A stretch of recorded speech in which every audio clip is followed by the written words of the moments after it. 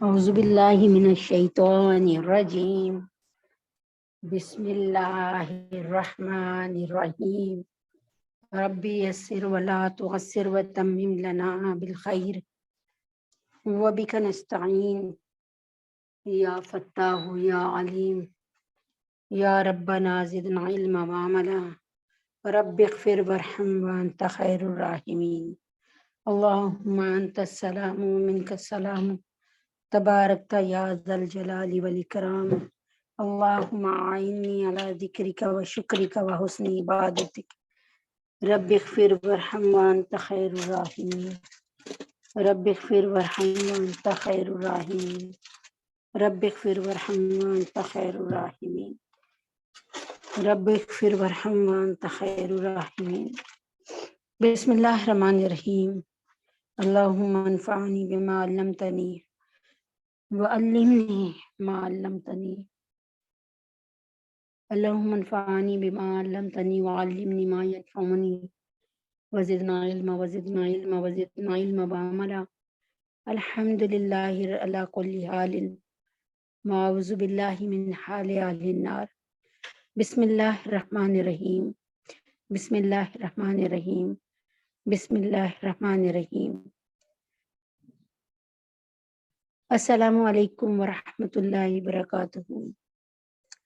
میری پیاری بہنوں، پچھلی جمعرات کو عید تھی، یعنی 8 دن پہلے عید تھی الحمدللہ رب العالمین، اور میں نے اس عید کی ساری جو ہے کہ یہ عید کیوں منائی جاتی ہے سب کچھ بیان کیا تھا، کوشش کر کے تھوڑے تھوڑے مسئلے بھی بیان کیے گئے تھے الحمدللہ رب العالمین، اور امید ہے کہ آپ لوگوں نے روزے بھی رکھے ہوں گے، اور امید ہے کہ آپ لوگوں نے اللہ کے حکم سے جو ہے وہ صحیح طریقے سے اللہ تبارک تعالیٰ کو راضی کرنے کی کوشش بھی کی ہوگی انشاءاللہ۔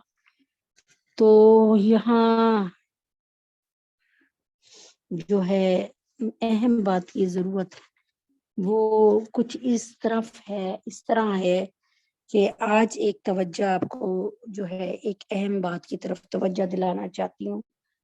شاید وہ بات کئی لوگوں نے، اب ظاہر ہے کئی لوگوں نے نہ بھی پہلے سنی ہوئی ہو یا سنی ہو تو اس رخ سے دیکھا نہ ہو، اس رخ سے جانا نہ ہو۔ تو شروع کرتے ہیں اللہ کے نام سے جو بہت مہربان اور رحم کرنے والا ہے۔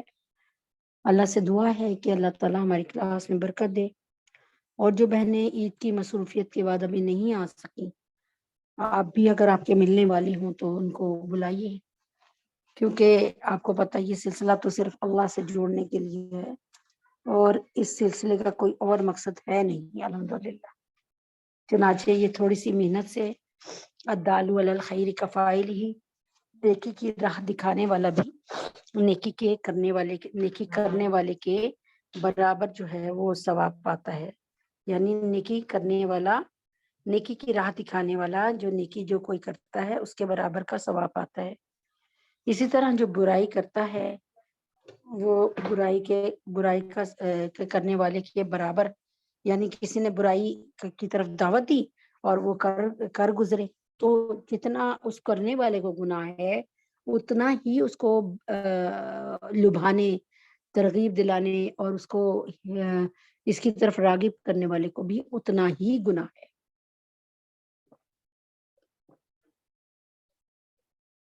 جیسے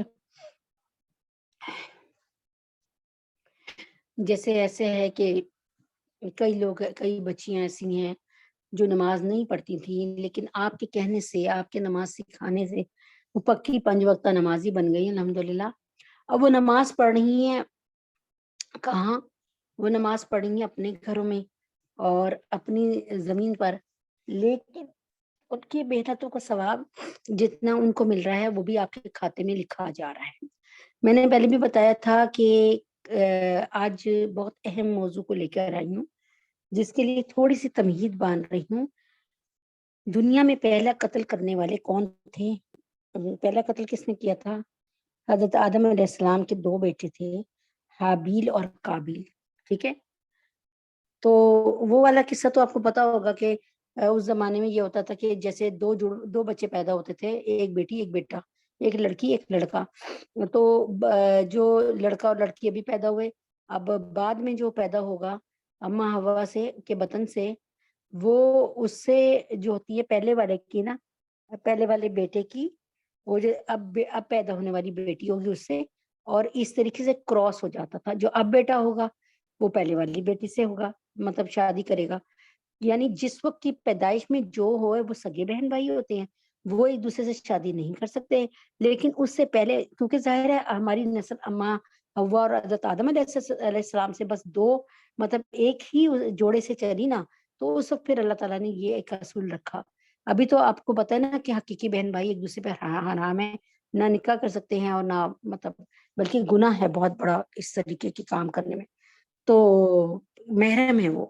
تو کہنے کا کیا مقصد ہے کہ قابیل نے کیا کیا کہ انہوں نے کہا کہ بھائی اللہ تبارک تعالیٰ کے حکم سے جب قابیل نے دیکھا کہ میری بہن جو ہے وہ بہت خوبصورت ہے، وہ حابیل کے حصے میں آ رہی ہے، اور حابیل کی بہن وہ اتنی خوبصورت نہیں ہے، یا جو اس کے حصے میں آ رہی ہے وہ اتنی خوبصورت نہیں ہے، تو کیا ہوا کہ اس نے حسد کی بنا پہ قابیل نے قاف سے قتل اور قاف سے قابیل نے حابیل کو مار دیا، قتل کر دیا۔ اور قرآن میں اس کا ذکر ہے کہ قابیل نے کہا کہ میں تمہیں مار رہا ہوں، تو حابیل نے کہا کہ ٹھیک ہے میں تمہیں نہیں ماروں گا، تم مجھے مار لو، یعنی تم قتل کرنا چاہتے ہو قرر کر لو، تو لیکن میں تمہیں قتل نہیں کروں گا۔ آج اسی پوائنٹ سے بات کرنی ہے، جو پوائنٹ پہ شاید آپ کی نگاہ کبھی گئی نہ ہو اور کبھی سوچ اس طرف آئی نہ ہو۔ اللہ پاک نے اس طرف میری سوچ ڈلوائی، اور میری بھی سوچ اتنی نہیں تھی اس طرف، تو اسی چیز بیان کو لے کر میں آگے بڑھتی ہوں کہ قابیل نے جو قتل کیا حابیل کو، تو قیامت کی صبح تک جتنے بھی قتل ہوں گے، کتنے بھی قتل ہوں گے نا، جہاں بھی کوئی قتل ہوگا نا، چاہے وہ ایک ہندو کو قتل کرے، چاہے وہ ایک یہودی کو قتل کرے، چاہے مسلمان یہودی کو قتل کرے، چاہے یہودی، یعنی ایک تو یہ ہے نا کہ اللہ کے نام کو بلند کرنے کے لیے جہاد کرنا، یہ اس کی بات نہیں کر رہی، یہ قتل بے گناہ قتل کر دینا، فضول میں قتل کر دینا، اس کی بات کر رہی۔ تو جتنے بھی دنیا میں قتل ہوں گے میری بہنوں، وہ سب کے سب اس کا سارا گناہ جتنا قاتل کو ملے گا اتنا ہی گناہ قابیل کے حصے میں جمع ہو جائے گا۔ اب بتانا یہ چاہ رہی ہوں کہ قابیل نے اس دنیا میں رہ کر کیا کمایا؟ ذلت اور رسوائی اور گناہ۔ قیامت کی صبح تک کے لیے اس نے اپنے گناہ کا جو ہے ایک اکاؤنٹ کھول لیا۔ یعنی آپ کو پتا ہے دن بھر میں کتنے بالکل بے فضول اور مظلوم لوگوں کو قتل کیا جاتا ہے، یہ سب کے سب جو قاتل ہیں ان کو جتنا قتل کا گناہ ملے گا، وہ اس کو بھی اسی طریقے سے قابل کو بھی ملے گا۔ اب بات سمجھ آ گئی نا؟ اس کی ایک چھوٹی سی مثال یوں بھی بیان کر دیتی ہوں، اور اکثر کرتی ہوں کہ دیکھیں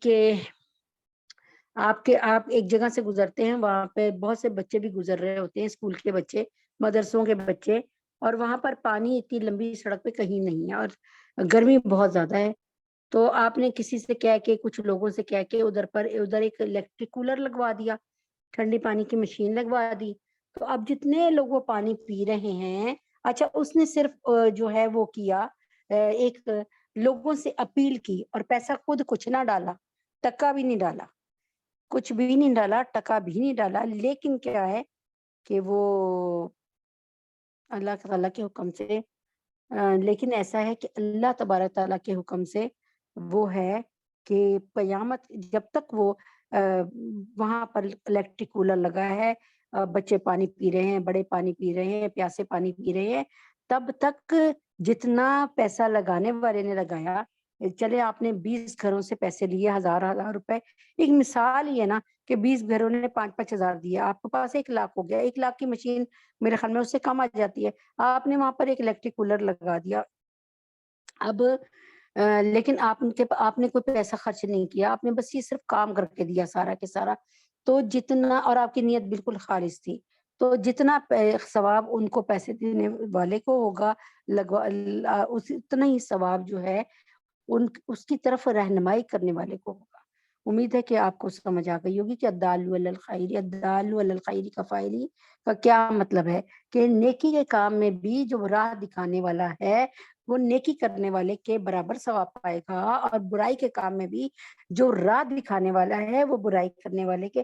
اب ایک آدمی کسی کو کہتا ہے بھی قتل کر لو، کوئی بات نہیں، اس کو قتل کر دو، یہ تمہیں بڑا تنگ کرتا ہے، اب اس نے ایک قتل کر دیا، اس کا بھی گناہ اس کے سر، اور اس کے بعد اس نے سوچا کہ جو بھی اس کو دنیا میں تنگ کرتا ہے وہ اس کو قتل کیے جا رہا ہے، تو یہ جس نے راہ دکھائی تھی نا قتل کی، اس کے اکاؤنٹ میں مفت میں گناہ آئے جا رہے ہیں، اور جو ہے کہ کیونکہ اس نے راہ دکھایا تھا کہ بھئی اس بدی کو ایسے ختم کرو کہ اس کو قتل ہی کر دو، ٹھیک ہے نا۔ تو اب اپنے اسی موضوع پہ آتی ہوں جو کہ انتہائی ضروری موضوع ہے، اور جس کو میں انشاءاللہ کوشش کروں گی کہ آج کے اس میں سمیٹنے کی کوشش کروں گی، اور انشاءاللہ اللہ تبارک تعالیٰ اس کو قبول اور فرمائے، قبول اور منظور فرمائے۔ بسم اللہ الرحمن الرحیم۔ روح البیان میں ایک جو ہے یہ روح البیان کا جو ہے کی روایت ہے، اور یہ بڑی اتھینٹک بک ہے۔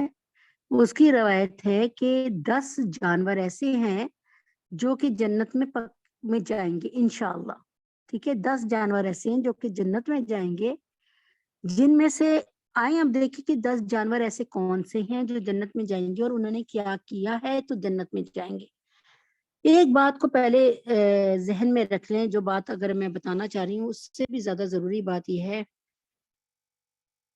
یعنی اس سے بھی زیادہ جو ہے ضروری بات یہ ہے میں بتانا چاہ رہی ہوں، اس سے بھی زیادہ ضروری بات یہ ہے کہ 10 جانور جو ہیں وہ جنت میں کیوں جائیں گے، ٹھیک ہے۔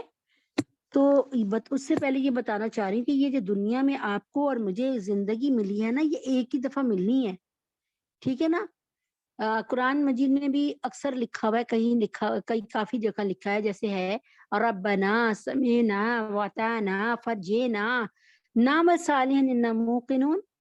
اے اللہ تبارک تعالیٰ، اے پیارے اللہ، اے اللہ رب العزت، اللہ آ جائیے، اے اللہ تبارک تعالیٰ، اللہ کیا کہ اللہ تبارک تعالیٰ سے کیا مانگ رہے ہیں کہ اے اللہ رب العزت، اے اللہ رب العزت جو ہے، یعنی اللہ تبارک تعالیٰ سے اس دنیا میں رہتے ہوئے، اس دنیا میں ہر شخص جو ہے اس دنیا میں جو ہے ہم سارے کے سارے آئے ہیں، آپ بھی آئے ہیں، میں بھی آئے ہیں، ہم سب کے سب جو ہے اللہ کے حکم سے آئے ہیں۔ تو ہمارا کیا مقصد ہے اس دنیا میں آنے کا؟ اس دنیا میں ہم سب کے سب آئے ہیں، اور اس دنیا میں الحمدللہ رب العالمین ہم رہ رہے ہیں۔ بس بتانے کا صرف یہ مطلب ہے کہ آج جو میرا موضوع ہے اس میں سب سے اہم بات جو ہے، موضوع کی سب سے اہم بات، اس کو پہلے کیوں نہ میں بیان کروں، جو کہ بہت اہم ہے، کہ یہ جو دنیا ہے نا، یہ جو دنیا ہے جہاں ہم آئے ہیں، یہ ایک ہی دفعہ آنا ہے، زندگی ایک ہی دفعہ ملتی ہے، زندگی ایک ہی دفعہ ملتی ہے، اور زندگی بار بار جو ہے نہیں ملتی، زندگی کیا ملتی ہے؟ ایک ہی دفعہ ملتی ہے، بار بار نہیں ملتی۔ اب میں آپ کو صرف وہ سمجھانا چاہ رہی ہوں کہ جب ایک دفعہ زندگی ملتی ہے، بار بار نہیں ملتی ہے، زندگی ایک دفعہ ملتی ہے، بار بار نہیں ملتی، بس ایک دفعہ ملتی ہے۔ تو آج آئے آپ کے سامنے ایک ایسے موضوع کی طرف آتی ہوں کہ جن میں نے آپ کو بتایا کہ روح البیان میں لکھا ہے کہ 10 جانور جنت میں جائیں گے۔ سب سے پہلے بقرہ کا یعنی بقرہ سورہ بقرہ والی، حضرت موسیٰ علیہ السلام کے زمانے میں ایک قتل ہو گیا، ٹھیک ہے۔ اب اس میں مختلف روایات ہیں لیکن میں اس کو بیچ میں نہیں لا رہی۔ حضرت موسیٰ علیہ السلام کے زمانے میں ایک قتل ہو گیا، اور چاہتے تھے قبیلے والے کہ پتہ چلے کہ کس نے اس کو ہمارے آدمی کو قتل کیا ہے۔ تو اس کے لیے اللہ رب العزت نے بہت خوبصورت جو ہے ایک بات، مطلب ایک تدبیر بتائی، اور اللہ کے نبی، اللہ نے فرمایا کہ ایک جو ہے گائے اس کو ذبح کرو، اور اس گائے کا بھی بڑا عجیب و غریب واقعہ ہے اور مختلف روایات میں ملتا ہے، ٹھیک ہے۔ اب اس میں قرآن مجید کی بہت سی آیتوں میں اس بقرہ کے بارے میں ہے سب کچھ کے ساری کی ساری آیات ہے اس میں، لیکن جو پہلے بات ہو رہی ہے اس کو میں بتا دوں، پھر انشاءاللہ اس بات پہ بھی آتی ہوں کہ یہ بقرہ کون سی تھی۔ یہ ایک گائے تھی جسے اللہ تعالیٰ نے کہا تھا، اللہ نے فرمایا تھا کہ اس گائے کو ذبح کرو، اور جب تم اس گائے کو ذبح کرو گے تو پھر کیا ہوگا؟ پھر کیا ہوگا؟ اس کی ایک ہڈی لے کے نا، اس کی کوئی گائے کی ہڈی لے کے نا ذبح کی ہوئی، اس گائے کی ہڈی سے مردار جو ہے نا، یعنی جو مقتول ہے، جو کیا کہتے ہیں اس وقت، کیا کہتے ہیں جو مر گیا ہے، جو مقتول ہے، اس کو جو ہے وہ اس گائے کی ہڈی سے چھواؤ، گائے کی ہڈی کو اس سے چھواؤ، تو وہ جو ہے خود بخود بتائے گا کہ مجھے کس نے، یعنی مردہ زندہ ہو جائے گا اور بتائے گا کہ مجھے کس نے قتل کیا۔ ٹھیک ہے، اب اللہ رب العزت کے حکم سے ایسے ہی ہوا، یہ آپ سورہ بقرہ میں اس کی تفسیر کو پڑھ سکتے ہیں۔ تو اللہ تعالیٰ کے حکم سے بسم اللہ الرحمن الرحیم ایسے ہی ہوا کہ جب گائے کو ذبح کیا گیا، یہ گائے کا ایک پورا واقعہ ہے اور بڑا لمبا ہے، لیکن اگر اس طرف آؤں گی تو پھر اس سے ہٹ جاؤں گی، تو پھر کبھی انشاءاللہ جب سورہ بقرہ کی طرف آئیں گے تو انشاءاللہ تو جب اس گائے کو ذبح کیا اور اس کے بعد اس کی ہڈی کو، ایک ہڈی سے مقتول کو چھوا، یعنی قتل کیے ہوئے بندے کو، میت کو چھوا، تو وہ زندہ ہو گیا، اور اس نے بتایا کہ مجھے کس نے، کہیں لکھا چچا نے اپنے بھتیجے کو، کہیں لکھا بھتیجے نے اپنے چچا کو، بہرحال مختلف روایات ہیں، کسی بات تو یہ نہیں ہے کہ بھائی چچا نے بھتیجے کو قتل کیا یا بھتیجے نے چچا کو قتل کیا، بات یہ ہے کہ بات آپ تک پہنچ جائے پیغام کیا تھا۔ یہ گائے بھی الحمدللہ رب العالمین جنت میں جائے گی، ٹھیک ہے۔ اب اس لیے کس لیے جنت میں جائے گی، اس سوال کو اپنے ذہن میں رکھیں کہ یہ کس لیے جنت میں جائے گی، ٹھیک ہے۔ سب سے پہلی بات یہ ہو گئی کیونکہ یہ اللہ رب العزت کے حکم پر اس نے سر تسلیم خم کیا اور یہ اللہ کے حکم پر کاٹی گئی، تو اللہ تبارک تعالیٰ کو اپنی اطاعت اتنی پسند ہے کہ اس دنیا میں رہتے ہوئے جو شخص اطاعت کر لے گا اللہ کی، اس دنیا میں، یہ بہت اہم موضوع ہے، اگر ہو سکے تو پینسل کاپی لے کر بیٹھ جائیں، یہ ایک مستقل موضوع ہے، اور جس سے انشاءاللہ آپ کی بڑی اصلاح ہوگی اللہ کے حکم سے۔ اس کو معمولی نہ سمجھیں اور بوریت محسوس نہ کیجیے، اور کوشش کریں کہ جو آپ کے رشتہ دار آتے تھے نہیں آ پا رہے ان کو بھی بلائیے۔ تو یہ جو سورہ بقرہ قرآن کی سب سے پہلی سورت، نزولی نہیں، نزول کے اعتبار سے پہلی سورت نہیں ہے، نزول کے قرآن میں سب سے پہلی سورت جو نازل ہوئی وہ سورہ علق کی پہلی 5 آیتیں ہیں، اور سب سے آخری ہے سورہ علم نشرح، نہیں، اذا جاء نصر اللہ، ٹھیک ہے، سورہ نصر۔ اب یہاں پہ سورہ نصر سب سے آخری ہے، لیکن اب آپ کو یہاں پر بتا رہے ہیں کہ ہاں، بتا یہ رہی ہوں کہ یہ سب سے پہلے بقرہ، یہ وہ گائے جسے حضرت موسیٰ علیہ السلام کے دور میں ذبح کیا گیا، اور پھر یہ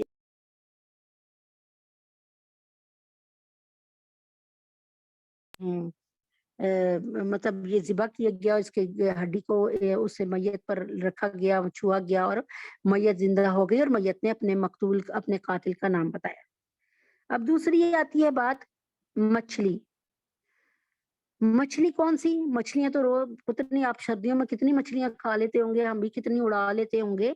یہ مچھلی کون سی ہے؟ ہود۔ یہ مچھلی کون سی ہے؟ ہود۔ اور یہ وہ مچھلی ہے جو حضرت یونس علیہ السلام کو پیٹ میں لیے پھری۔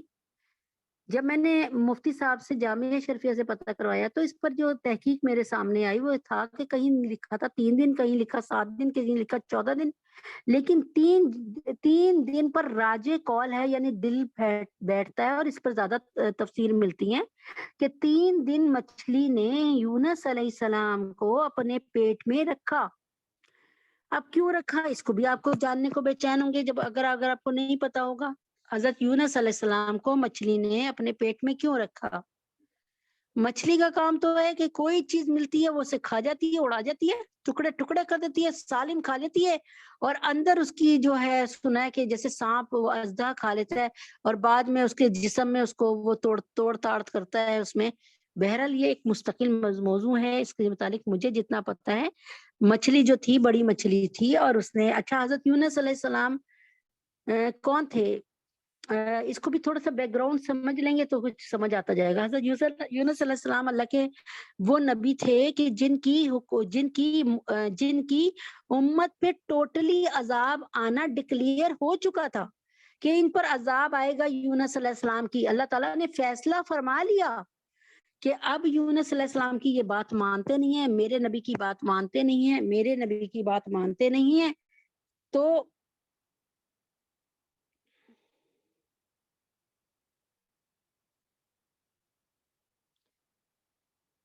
یہ میرے نبی کی بات مانتے نہیں ہیں، تو کیا ہے، تو اللہ تعالیٰ نے فرما لیا کہ اب ان کو جو ہے نا میں ختم کر دوں گا، ٹھیک ہے۔ لیکن ہوا کیا، جب انہوں نے دیکھا نا کہ اب میری قوم میری بات نہیں مان رہی، تو حضرت یونس علیہ السلام ابھی اللہ تبارک تعالیٰ کا آرڈر نہیں آیا، اپنی امت سے دل برداشتہ ہو کر باہر نکل گئے، شہر چھوڑ گئے۔ جب آپ نے شہر چھوڑا تو کیا ہوا، آپ اللہ کے حکم سے نہیں نکلے تھے، ٹھیک ہے نا، بس آپ دل برداشتہ ہو کر آپ نے فیصلہ کر لیا، نعوذ باللہ یہ اللہ کے نافرمان نہیں تھے، لیکن اس وقت جو تھا حضرت یونس علیہ السلام کو اللہ تعالیٰ کا حکم نہیں ہوا تھا، ٹھیک ہے۔ آپ نے وہ شہر چھوڑا، جب وہ شہر چھوڑا، آپ کہیں جانے لگے، آپ کشتی میں بیٹھے، کشتی اوور لوڈڈ ہو گئی، چلنے سے بیچ میں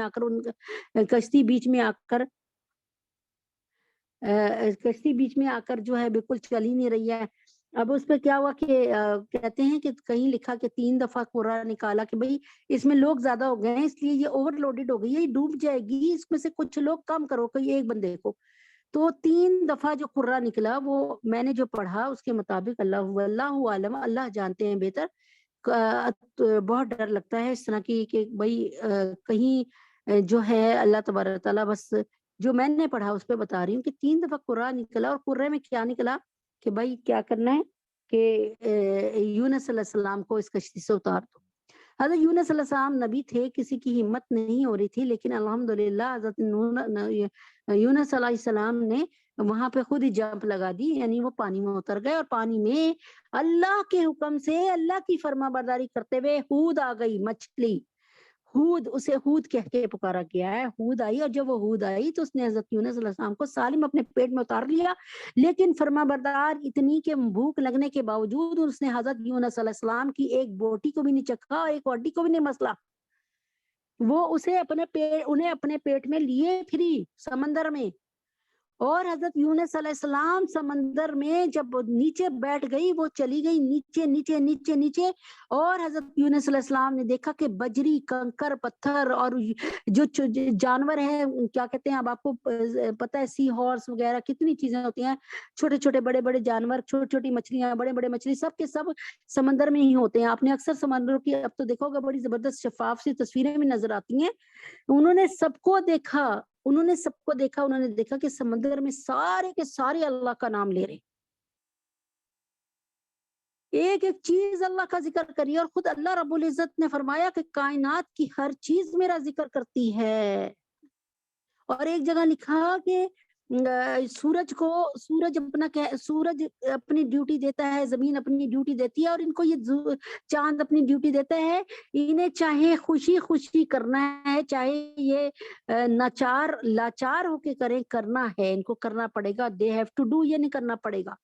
تو یہاں پر کیا ہوا کہ حضرت نوح علیہ السلام کو لیے پھری مچھلی 3 دن 5 دن 7 دن جتنے بھی دن تھے، اس پر کوئی وہ نہیں ہے، لیکن 3 دن پر راج کال ہے جو پتہ کیا، تو اس پر راج کال 3 دن کا آ رہا ہے، ٹھیک ہے۔ اب اللہ واللہ عالم کہ ہم اس پر جو ہے بحث نہیں کر سکتے، ٹھیک ہے۔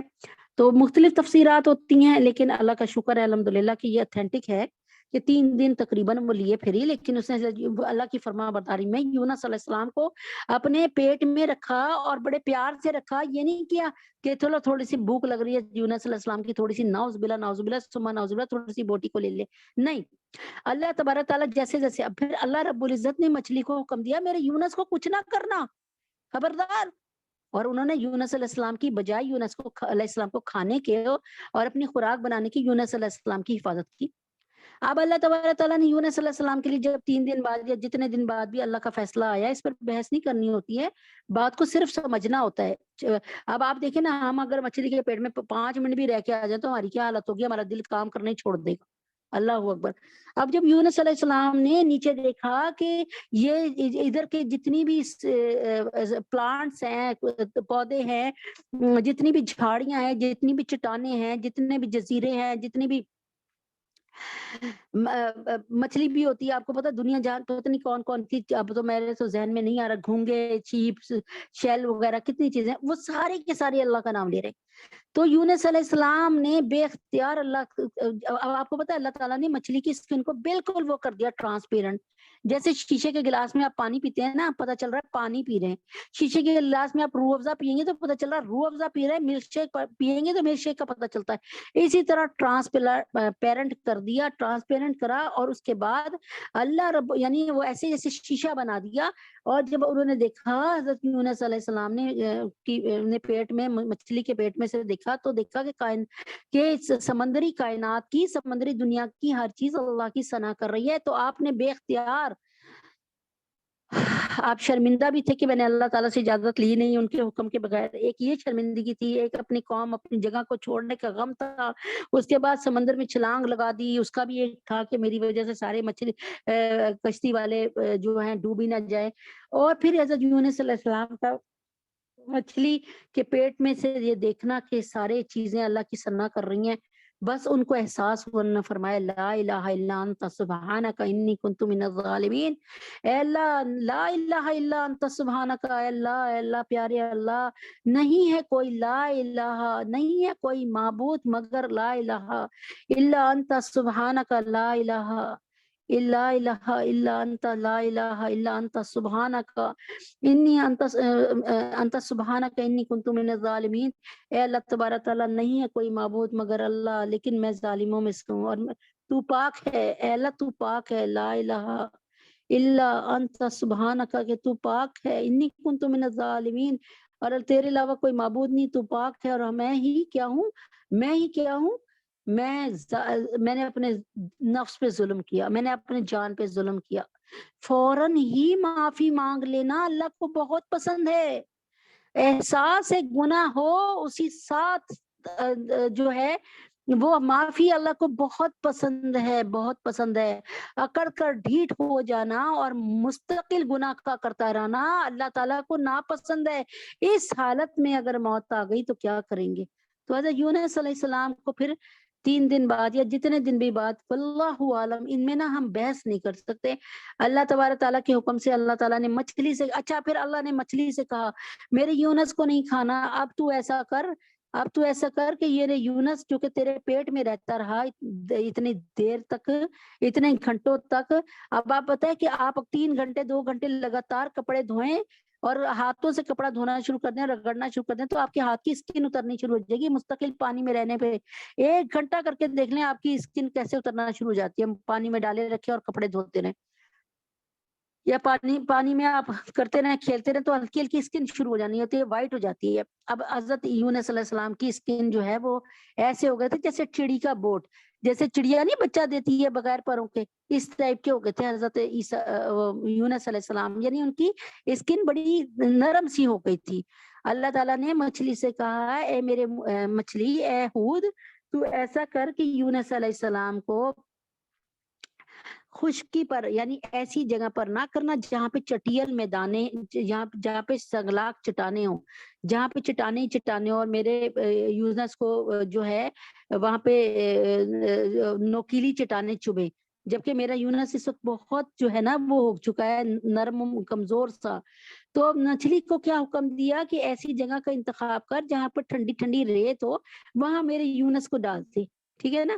اچھا آپ کو پتا گیلی مٹی ہوگی تو سارا کے سارا گدلا لگ جائے گا، گند لگ جائے گا، تو ایسی ریت بیٹھی ہوئی جس میں ہلکا ہلکا تروکا پانی کا دیا ہو، تو اس ایسی جگہ پہ جا کر مچھلی نے حضرت یونس علیہ السلام کو اگل دیا۔ اب دیکھیں یہ کس کے حکم سے فرما برداری میں ہو رہا ہے؟ مچھلی کس کی، ہود کس کی فرما برداری کر رہی ہے؟ اللہ تعالیٰ کی۔ اگر مچھلی نافرمانی پہ اتر آتی تو پھر کیا کرتی؟ آپ دیکھیں پھر کیا کرتی، پھر نعوذ باللہ ہونا تو نہیں تھا یہ۔ لیکن دوسری طرف بھی تو دیکھیں نا، سیکنڈ اگر آؤٹ پٹ اور ان پٹ دونوں دیکھیں نا، تو پھر کیا، پھر یہ ہوتا کہ نعوذ باللہ آپ کو پتا ہے کہ پھر کیا ہوتا؟ میں تو خیر نبیوں کے لیے بڑا سوچتی ہوں کہ بس، تو پھر کیا ہوا؟ حضرت یونس علیہ السلام کے لیے اللہ جیسی مچھلی نے ان کو وہاں پر وہ کیا اگلا، تو نرم نرم زمین پر اگلا، اور ایسی زمین نہیں تھی جو مٹی سے کیچڑ بنی ہو، یا ایسی بھی نہیں تھی جو سنگلاخ یعنی نوکیلے جہاں پہ پتھر ہوں اور آپ کو تکلیف ہو، نرم نرم زمین تھی وہاں پہ اگلا۔ اللہ تعالیٰ نے فوراً زمین کو حکم دیا اور زمین سے کدو کی بیل نکل آئی، اور کدو پر نا، کدو کی بیل کے قریب قریب ارد گرد، اللہ دیکھیں کدو اور لوکی حضرت محمد صلی اللہ علیہ وسلم کو کتنا پسند ہے، تو ارد گرد جو ہے اللہ تبارک تعالیٰ کے حکم سے الحمدللہ رب العالمین کیا ہوا کہ وہاں پر وہ کیا کہتے ہیں، ہاں وہاں پر نا ایک درخت کدو کی بیل اگئی، کدو کی بیل ہوتی ہے، ویسے میں نے شاید دیکھی نہیں ہے، تو بہرحال کدو کی بیل اگئی، اور کدو کی بیل کے قریب مکھی نہیں پھٹکتی۔ چنانچہ حضرت آپ کو پتا ہے نا، مکھیاں ایک تو گندگی میں بیٹھتی ہیں، ایک زخموں پہ بھی بیٹھتی ہیں، آپ دیکھ لیں نا زخموں پہ ڈھونڈ ڈھونڈ کے بیٹھتی ہیں۔ تو اس لیے کہنے کا کیا مطلب ہے، اسی لیے مثال دیتے ہیں کہ ایک انسان جو ہے جب وہ غیبت کرتا ہے، سن لیں اس بات کو بھی، یہ بھی بہت اہم بات ہے، جب ایک انسان غیبت کرتا ہے تو وہ مکھی کی مانند ہو جاتا ہے، کہ مکھی بھی کیا کرتی ہے، پورے صاف ستھرے جسم کو چھوڑ کر زخمی جسم پر یا گندے جسم پر جہاں کی گندگی لگی ہو وہاں بیٹھ جاتی ہے، ٹھیک ہے نا؟ تو کیا ہوتا ہے، اور یہ زخمی جسم وہاں بیٹھ جاتی ہے، صاف ستھرے جسم پہ نہیں بیٹھتی زیادہ تر، ٹھیک ہے نا؟ تو اسی لیے کہتے ہیں کہ جب ایک انسان کسی انسان کی برائی کرتا ہے، غیبت کرتا ہے، تو وہ اس کی اور نیکیاں نہیں دیکھ رہا ہوتا، اس کی ایک بدی لے کے نا، ایک برائی لے کر اس کو اچھالتا رہتا ہے، حالانکہ وہ شخص جس کی وہ برائی کر رہا ہے اس میں اور بہت ساری اچھائیاں بھی ہیں، کہ وہ نمازی بھی ہے، وہ ماں باپ کا فرما بردار بھی ہے، وہ خیرات زکوٰۃ صدقات بھی دیتا ہے، لیکن کیا ہو رہا ہے، اس کی برائی، ایک برائی کو لے کر بیٹھ گئے۔ تو مکھی بھی تو یہی کرتی ہے، پورا صاف جسم چھوڑ دیتی ہے، پر ایک جہاں جسم گندا ہو یا زخمی ہو اس جگہ پہ بیٹھ جاتی ہے۔ چنانچہ کدو کی بیل کا نکل آنا، اس کے بعد کہیں لکھا ہرنی کو مقرر کیا، کہیں لکھا بکری کو مقرر کیا، واللہ عالم، یہ اللہ جانتے ہیں۔ وہ یونس علیہ السلام کو 3 ٹائم دودھ پلانے آتی تھی، کہیں لکھا 2 ٹائم، بہرحال اللہ، اگر ہرنی کا دودھ ہے تو سنا ہے ہرنی کے دودھ میں بہت طاقت ہوتی ہے، اور اگر بکری کا ہے تو بکری کا دودھ تو نبی اکرم صلی اللہ علیہ وسلم سنت بھی ہے، مطلب ظاہر ہے، اور بکری کے دودھ میں بھی بڑی طاقت ہوتی ہے، لیکن ہرنی کے دودھ کا زیادہ مطلب ہے کہ بھئی ہرنی کا میں نے پڑھا خود بھی بہرحال، لیکن جو اللہ کو پتہ ہے، واللہ عالم۔ تو یہ ہود کا ذکر ہے، یہ وہ ہود ہے جو جنت میں جائے گی۔ سب سے پہلا جانور کون سا بتایا تھا میں نے، وہ بقرہ، جس پہ سورہ بقرہ اللہ کو اتنی پسند آیا، وہ یہ کہ اتنی فرما برداری کہ وہ یہ پورا قصہ انشاءاللہ تعالیٰ اگر کبھی ہوا سورہ بقرہ کا تو انشاءاللہ ضرور سناؤں گی، کہ اللہ تبارک تعالیٰ کو، اللہ تعالیٰ نے جب جانوروں کی فرما برداری کو اتنا پسند کیا تو میری پیاری بہن، لقد خلقنا الانسان فی احسن تقویم، اللہ تعالیٰ نے انسان کو سب سے اچھی اس میں سب سے اچھی سانچے میں ڈھال کے بنایا، تو اللہ تعالیٰ اور اشرف المخلوقات بنایا، تو بتائیں تو صحیح پھر اللہ تعالیٰ بندے کو کتنا پسند کرتے ہوں گے اور اس کے نیک عمل کو۔ اب آتا ہے الکبش۔ الکبش کیا ہے؟ الکبش وہ اب یہاں پر آتی جا رہی ہوں آہستہ آہستہ آہستہ آہستہ۔ اب الکبش کا آپ کو اچھی طرح پتا ہوگا، نہیں پتا نا تو آپ سوچے کہ الکبش کیا ہے، اسی مہینے سے اس کا الکبش کا تعلق ہے۔ ابھی 1 ہفتہ پہلے آپ کو یہ ساری کچھ پڑھایا ہے میں نے۔ الکبش حضرت اسماعیل علیہ السلام کی جگہ جو مینڈا لے کر آئے تھے نا جبریل امی، وہ تھا الکبش۔ اس کو روح البیان میں پڑھ لیجئے، ٹھیک ہے؟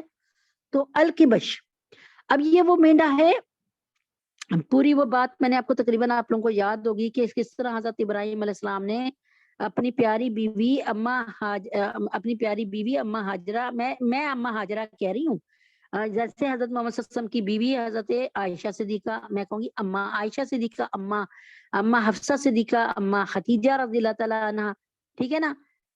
تو اب کیا تھا یہاں پر کہ پھر جب اللہ تبارک تعالیٰ کے حکم سے حضرت ابراہیم علیہ السلام نے اپنی پیاری بیوی کو لے کر چلے، اور جب عرب کے یہ ریگستان آئے تو یہاں پر حضرت جبریل امین نے ان کو اتارا، اس کے بعد کہا آپ واپس آ جائیے.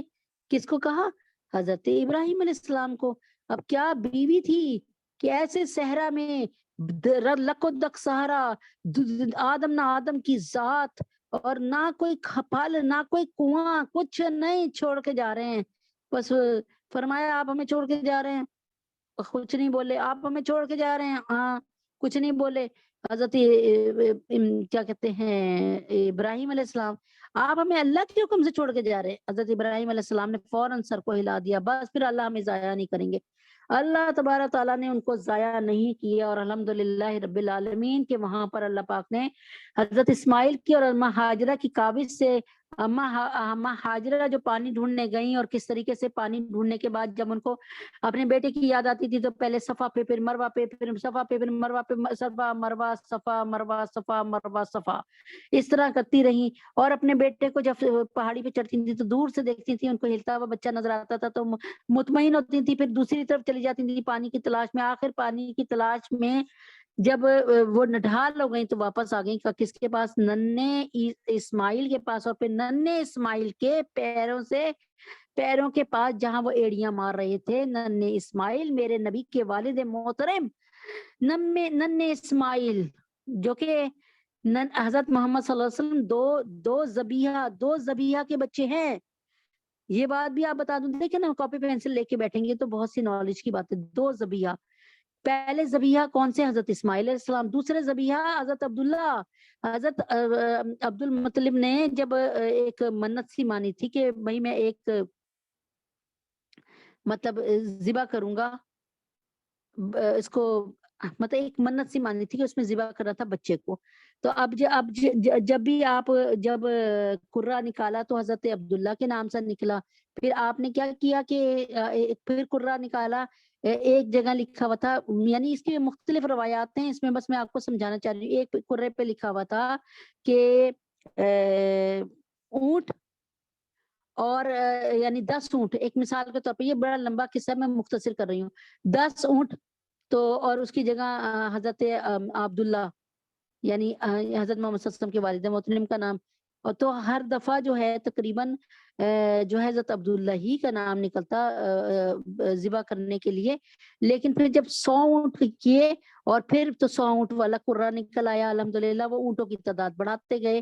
تو یہ بھی آپ لوگوں نے سن رکھا ہوگا، یہ کوئی ایسا ان نون قصہ نہیں ہے. پھر اللہ تعالیٰ کے حکم سے 100 اونٹ حضرت عبد المطلب نے ذبح کیے اور حضرت عبداللہ بچ گئے. تو وہ بھی اللہ کے ایک طرح سے ذبیحہ تھے، ٹھیک ہے. جیسے حضرت کیا نام ہے ان کا حضرت اسماعیل علیہ السلام. تو 2 ذبیحہ کے بیٹے تھے. کون؟ ہمارے نبی اکرم صلی اللہ علیہ وسلم. اچھا، تو اب یہاں پہ کیا کیا کہ اللہ تبارک تعالیٰ کے حکم سے حضرت اسماعیل علیہ السلام کو چھوڑ کے گئے. پھر حضرت اسماعیل کو ہر سال ملنے آتے تھے حضرت اما ہاجرہ سے. پھر حضرت اسماعیل علیہ السلام کہیں لکھا 14 سال کے ہو گئے، کہیں لکھا 17 سال کے، یعنی ذرا سا بلوغت پہ آ گئے، بالغ ہوئے، بالغ ہونے کی عمر پہ آ گئے. اب حضرت ابراہیم علیہ السلام کا سہارا بننے والے تھے، اتنی بڑھاپے کی اولاد تھی. اب تو اور ہی حضرت ابراہیم علیہ السلام ان کو دیکھ دیکھ کر خوش ہوتے ہوں گے. تو لیکن کیا ہوا کہ اللہ تعالیٰ نے فرمایا، وہی آپ کو میں نے سارا قصہ سورہ صافات میں سے سنایا تھا کہ ذبح کر رہے ہیں کہ اپنے بیٹے کو 3 دفعہ یہ خواب دیکھا. بیٹے سے کہا، بیٹے نے کہا آپ مجھے صبر کرنے والے لوگوں میں سے ایک صبر کرنے والا پائیں گے. چنانچہ ذبح کیا، لیکن ذبح ہوتے نہیں تھے. اور کتنی دفعہ چھری پھیرنے کی کوشش کی لیکن آپ ذبح نہیں ہوا. اور کیا کہتے ہیں اللہ جب ذبح ہوئے تو دیکھا کہ سامنے ننھے اسماعیل کھڑے مسکرا رہے ہیں اور ان کی جگہ مینڈا ذبح ہو گیا. یہ کام حضرت جبریل امین نے اللہ کے حکم سے کیا تھا کہ جنت سے مینڈا لا کے جہاں سے بھی جنت ہی کا سنا ہے کہ مینڈا لا کر وہ حضرت اسماعیل علیہ السلام کی جگہ رکھ دی اور حضرت اسماعیل علیہ السلام کو اٹھا کر کیونکہ حضرت ابراہیم علیہ السلام نے تو اپنی آنکھیں بند کر لی تھی نا کہ بھئی میں نہ دیکھوں اپنے بچے کو قتل ہوتے ہوئے، ذبح ہوتے ہوئے. چنانچہ اس طرح ہیر پھیر ہوا اور الحمدللہ حضرت اسماعیل بچ گئے اور مینڈا ان کی جگہ ذبح ہوا. تو یہ الکبش حضرت جبریل امی حضرت محمد حضرت اللہ تعالیٰ کے حکم سے لے کر آئے اور کس کے حضرت اسماعیل علیہ السلام کی جگہ یہ مینڈا ذبح ہوا. اور اس کو اسی سنت کو پورا کرنے کے لیے آج ہم سارے قربانی کا آج ہم سارے کے سارے جو ہے الحمدللہ صاحب نصاب لوگ قربانی کرتے ہیں.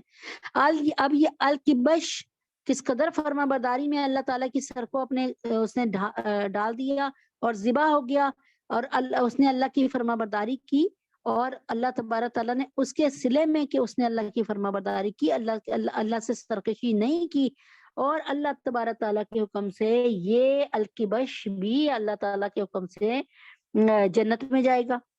ٹھیک ہے. اب میں نے کیا بتایا تھا، حضرت موسیٰ علیہ السلام نے جو گائے ذبح کی بقرہ وہ بھی جنت میں جائے گی. دوسرے نمبر پہ میں نے بتایا تھا کہ وہ مچھلی ہود جس نے حضرت یونس علیہ السلام کو اپنے پیٹ میں لکھا اور ان کو اپنی خوراک نہیں بنایا بلکہ اللہ تعالیٰ کی فرما برداری کرتے ہوئے ان کی حفاظت کرتی رہی، ان کو لیے پھرتی رہی سمندر میں اور سمندر میں وہ دیکھتے رہے اس کا نظارہ. اور یہ مچھلی بھی اور یہ الکبش بھی حضرت اسماعیل علیہ السلام کی جگہ جو مینڈا تھا، یہ سب کے سب تینوں کے تینوں جنت میں جائیں گے. اچھا یہیں پہ بات ختم نہیں ہو رہی نا، آگے چوتھے نمبر پہ میں نے کہا نا 10 جانور، چوتھے نمبر پہ اجل. کون سا؟ چوتھے نمبر پہ اجل. یہ کیا ہے؟ حضرت ابراہیم علیہ السلام اپنے مہمانوں کے لیے جو بچڑا ذبح کر کے لائے تھے، جب حضرت ابراہیم علیہ السلام کو بیٹے کی خوشخبری دینے آئے فرشتے اور بیٹے کی خوشخبری دی، جب ان کی بیوی نے کہا میں تو بہت بوڑھی ہو گئی یہ وہ نا، تو جب بیٹے کی خوشخبری دینے آئے تھے تو اس وقت حضرت ابراہیم علیہ السلام نے دیکھا کہ میرے گھر میں مہمان آئے ہیں، خوبصورت سے لڑکے آئے ہیں. تو وہ تھے در حقیقت فرشتے. حضرت ابراہیم علیہ السلام نے جلدی سے ایک بچڑا کہتے ہیں بہرحال اس کو ذبح کیا. اللہ تعالیٰ اس میں اگر کوئی ہے کمی پیشی تو معاف کرے. تو پھر اس کو ذبح کیا اور ذبح کر کے بھونا ہوا گوشت، یہ قرآن مجید کے میرے خیال میں ترجمے شامل ہے کہ لے آئے. لیکن مہمانوں نے اس کو نہیں چھوا تو آپ بڑے پریشان ہوئے کیونکہ حضرت ابراہیم علیہ السلام تو حضرت ابراہیم علیہ السلام اللہ کے ایسے فرما بردار تھے کہ میں اللہ تعالیٰ سے دعا کرتی ہوں کہ اللہ تعالیٰ ہم سب کی نسلوں میں حضرت جتنے بھی بچے پیدا ہوئے اللہ تعالیٰ حضرت ابراہیم علیہ السلام جیسے فرما بردار بچے عطا فرما. حضرت ابوبکر صدیق رضی اللہ تعالیٰ عنہ والے ایمان والے اور عمل والے بچے عطا فرمائے ہماری نسلوں میں. تو حضرت ابراہیم علیہ السلام کتنے شدھ مت کے ساتھ کہ اللہ تعالیٰ کی اس بات کو کہ بھئی مہمان کے بغیر کبھی کھانا نہیں کھاتے تھے. آپ نے پڑھا ہوگا، سنا ہوگا حضرت ابراہیم علیہ السلام کا وہ بھی واقعہ کہ ایک دفعہ ایک آدمی آیا تھا، یعنی آپ کو پتہ نہیں دوسرا دن ہو گیا تھا یا پتہ نہیں تیسرا دن ہو گیا تھا، مہمان کوئی آ نہیں رہا تھا یا پتہ نہیں تیسرا ٹائم ہو گیا تھا، کچھ ایسا واقعہ تھا کیونکہ مختلف جگہ اور روایات مختلف ہوتی ہیں. تو حضرت بتانا صرف یہ اس کا سبق کیا ہے، مورل کیا ہے، اس کا سبق کیا ہے وہ میں آپ کو بتا رہی ہوں کہ تو وہ آدمی جو تھا اس نے اللہ کا نام لے کے نا وہ نہیں کھانا شروع کیا نا، تو حضرت ابراہیم علیہ السلام نے اس کو کہا تم اٹھ جاؤ یہاں سے، چلے جاؤ، تم نے اللہ کا نام نہیں لیا.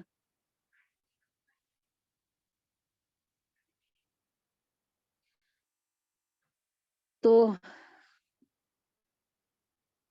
کیا تھا، کہاں تھی؟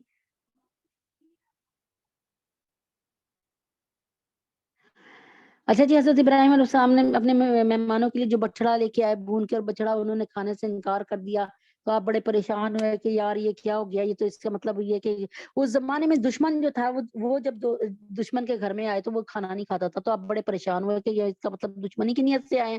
انہوں نے بتایا بھائی ہم جو ہیں آپ کو بیٹے کی بشارت دینے آئے ہیں، ہم اللہ کے فرشتے ہیں، فرستادہ فرشتے ہیں، ہم تو بھیجے ہوئے اللہ کے فرشتے ہیں. فرشتے تو پاک ہے، کھانے سے، پینے سے، سونے سے، لیٹنے سے، شہوت سے، ان سب چیزوں سے پاک ہیں. تب حضرت ابراہیم السلام ذرا اس میں آئے، کیا کہتے ہیں نا، بیٹے کی خوشخبری سنی اور یہ بات سنی کہ فرشتے ہیں. پھر حضرت ابراہیم علیہ السلام کو ذرا کہتے ہیں نا دلاسا ہوا.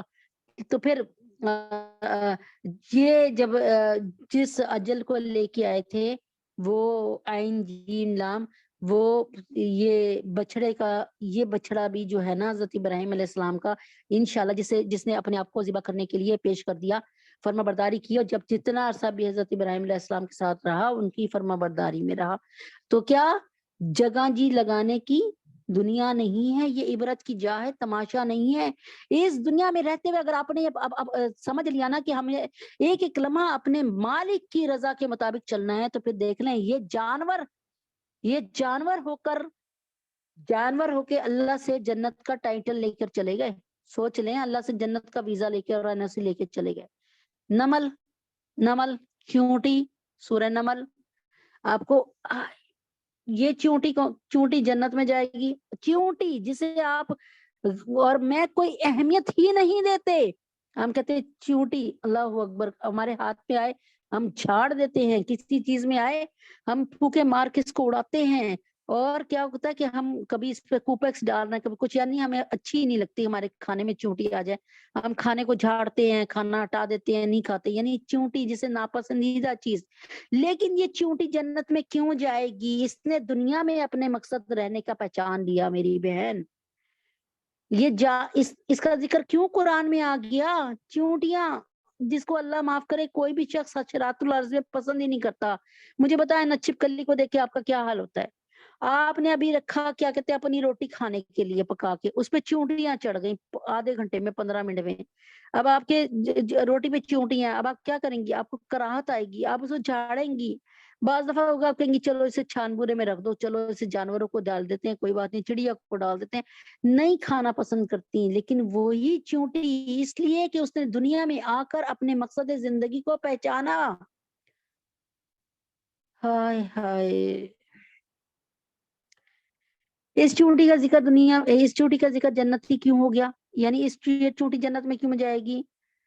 حضرت سلیمان علیہ السلام کا لشکر آ رہا تھا، انشاءاللہ تعالی میرا دل یہ کر رہا ہے، لیکن ٹائم نہیں ہے کہ آپ کو ساری آیات قرآنی پڑھ کر اس کے ساتھ بتاؤں، تاکہ آپ کو قرآن سے ریلیٹڈ ہو جائے یہ سب چیزیں، لیکن اس میں بہت زیادہ ٹائم چلا جائے گا۔ بہرحال چونٹی نے کہا، چونٹی کو جب پتا چلا یہ ملکہ چونٹی تھی، یہ شہزادی ملکہ تھی ساری چونٹیوں کی، یہ سردارنی تھی چونٹی، اس نے کیا کیا؟ اس چونٹی نے جب دیکھا، ملکہ چونٹی نے، حضرت سلیمان علیہ السلام کا لشکر آ رہا ہے اور چونٹیاں ساری بکھری ہوئی ہیں، اپنا کھانا تلاش کر رہی ہیں، تو چونٹی نے ساری چونٹی کو آواز دی اپنا کھانا پینا چھوڑ کر، اور کہا کہ دیکھو سلیمان کا لشکر آ رہا ہے۔ سلیمان علیہ السلام کو اللہ نے پوری روئے زمین کا بادشاہ بنایا تھا، آپ جنات کے بھی بادشاہ تھے، چرند پرند کے بھی بادشاہ تھے، انسانوں کے بھی بادشاہ تھے، جو اس وقت انسان ان کے اس میں تھے نا، سارے انسانوں کے بادشاہ تھے، تمام جنات کے بادشاہ تھے، تمام حشرات الارض اور تمام کے تمام پرندوں کے جانداروں کے بادشاہ تھے۔ اللہ نے، میرے پاس عزیز محفوظ ہے اس کی، کہ اللہ تعالیٰ نے ان کو پوری روئے زمین کا بادشاہ بنا کے بھیجا۔ دو اچھے بادشاہ ذوالقرنین، اور یہ ذوالقرنین کا ذکر سورہ کہف میں ہے۔ دو برے بادشاہ جنہیں پوری روئے زمین کی حکومت دی، ان دو اچھے بادشاہوں نے، سلیمان علیہ السلام نے اور ذوالقرنین نے، یہ بات سمجھ لی تھی کہ یہ جگہ جو ہے عیاشی کی جگہ نہیں ہے، یہ جگہ فرما برداری، یہ دنیا فرما برداری کی جگہ ہے، فرما برداری کی۔ چنانچہ کیا ہوا؟ انہوں نے اس فرما برداری کو جاری و ساری رکھا، الحمدللہ رب العالمین، اور اللہ کے آگے سرخرو ہوئے، اور آج قرآن میں ان کا ذکر بہترین طریقے سے ہے۔ حالانکہ حضرت کیا کہتے ہیں، سلیمان علیہ السلام کو کیا کچھ ملا ہوا تھا، جنات قابو میں تھے، جس کو چاہتے کوئی نظر آتا، اچھا تو نے میرے ساتھ دشمنی کی ہے، چاہ اس کا گھر گرا دے، اس کو مار دے، اس کے گھر میں آگ لگا دے، وہ چاہتے تو، حضرت سلیمان علیہ السلام چاہتے تو پتہ ہے کیا کر سکتے تھے؟ لوگوں سے پیسہ ان کے کام کروا کے دیتے اور پیسے لیتے رہتے۔ اللہ اکبر، آپ جیسے ہمارے نہیں دیکھا کہ جنات آ گئے تو کتنے پیسے پاپ کر لیتے ہیں، لیکن حضرت سلیمان علیہ السلام نے اپنی زندگی، مقصد زندگی کو پہچانا، انہوں کو پتا تھا کہ میں بری روئے زمین کا بادشاہ ہوں، لیکن میرا بھی بادشاہ ایک ہے، میرے پر بھی ایک بادشاہ ہے۔ اس نے انہوں نے اس بادشاہ کی لمحہ بھر بھی نافرمانی نہیں کی۔ چنانچہ الحمدللہ رب العالمین دنیا میں وہ ایک بادشاہ کی حیثیت سے پوری روئے زمین کے رہے، اور آج بھی سورہ صافات میں آپ قرآن میں آپ ذکر پڑھ لیں اور سورہ صافات میں ذکر پڑھ لیں کہ اللہ تعالیٰ نے چن چن کر ان نبیوں اور پیغمبروں کا ذکر کیا ہے جو دنیا میں آ کر اللہ تعالیٰ کو اس طرح راضی کر کے گئے کہ اس سے بڑھ کر راضی دنیا میں کوئی کسی اللہ کو کر ہی نہیں سکتا۔ نمل چونٹی نے کہا، ملکہ چونٹی نے، کہ ارے سلمان کا لشکر آتا ہے، میں دیکھ رہی ہوں اور قریب ہی آنے والا ہے، جلدی سے اپنے اپنے بلوں میں گھس جاؤ یا پھر کنارے کنارے لگ جاؤ، سلمان کا لشکر تمہیں روند نہ دے۔ اس نے ایک چونٹی نے اپنی پوری چونٹیوں کی فکر کی، اللہ نے اس کا نام قرآن میں تادم قیامت تک لکھ دیا، اور یہ صرف وہ نہیں لکھا، صورت نہیں بنا دی، بلکہ یہ چونٹی بھی جنت میں جائے گی۔ اب آپ سوچیں، وہ جسے آپ ایک دن میں پتہ نہیں کتنی سینکڑوں چونٹیوں کو اپنے پیروں تلے دبا کے مار دیتے ہیں، لیکن یہ چونٹی نمل جنت میں جائے گی۔ اچھا، ابھی بہت زبردست بات ہے، پہلے یہ سن لیں۔ ہدہد، یہ میں کہہ رہی تھی ساری قرآنی آیتیں ہیں اور دل یہی کر رہا ہے قرآنی آیتوں کے ساتھ بیان کروں، لیکن بہرحال ہدہد اب آپ سوچیں گے کہ جو گھر کے باہر ہدہد ہے وہ جنت میں جائے گا، واللہ عالم، ان کے لیے تو اللہ تعالیٰ نے فرمایا کنتو ترابا، وہ تو مٹی مٹی ہو جائیں گے، ان کا تو حساب کتاب نہیں ہونا، وہ جنت دوزخ کے لیے نہیں ہے، جنت دوزخ میں نہیں جائیں گے یہ پرندے پرندے۔ اگر آپ سمجھے کہ چڑیا گھر کے سارے بندر جنت میں چلے جائیں گے، نہیں، یہ بات نہیں ہے۔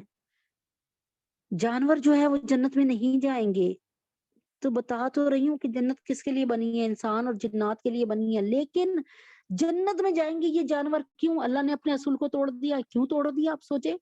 ان کے کام کی وجہ سے، ان کی دنیا میں اللہ کی فرما برداری کی وجہ سے۔ ہدہد، آج مجھے، میں قرآن کا ترجمہ بتا رہی ہوں، آج مجھے ہدہد نظر نہیں آ رہا، مفہوم بتا رہی ہوں، ترجمہ نہیں۔ آج مجھے اللہ کے حضرت سلیمان نے فرمایا آج ہدہد نظر نہیں آ رہا، آئے گا، اور اگر اس نے مجھے صحیح نہ آنے کی وجہ، صحیح بہانے والا کہتے نا، صحیح اگر وجہ نہ بتائی نا، اپنے شرعی عذر نہیں نہ بتا سکا وہ مجھے، یعنی صحیح والی وجہ نہیں بتا سکا تھا، میں اس کے پر نوچ دوں گا۔ قرآن کا ترجمہ ہے، مطلب مفہوم بتا رہی ہوں میں اس کا، ایگزیکٹ ترجمہ نہیں بتا رہی۔ تو کیا ہوا، میں اس کے پر نوچ دوں گا۔ اب ہدہد آ کے کیا کہہ رہا ہے، سن لیں، کہہ رہا ہے، مجھے تو اس میں وہ نہیں ہے، بہرحال ہدہد تھا۔